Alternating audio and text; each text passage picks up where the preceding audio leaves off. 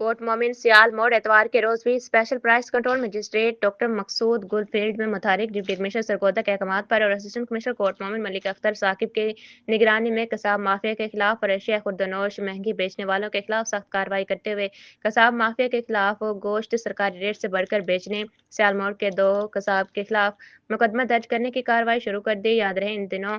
काफ़ी तादाद में FIRs दी गई हैं। Special price control magistrate doctor Maqsood Gul का कहना है कि इस रमज़ान मुबारक मुकद्दस महीने में आवाम को रिलीफ देने की कोशिश कर रहे हैं और कसाब माफिया को सख्त हिदायत जारी की कि रमज़ान मुबारक की 27वीं रात को गरीब आवाम सरकारी रेट से बढ़कर गोश्त बेचने पर जेल की सलाखों के पीछे जाना पड़ेगा। याद रहे इतवार के दिन सियाल मोड़ मीडिया की पोस्ट पर special price control magistrate Maqsood Gul ने सख्त कार्रवाई की। Report Khadim Hussain Qureshi, AMT 20 HD news, Kot Momin, Sial मोड़, सरगोधा।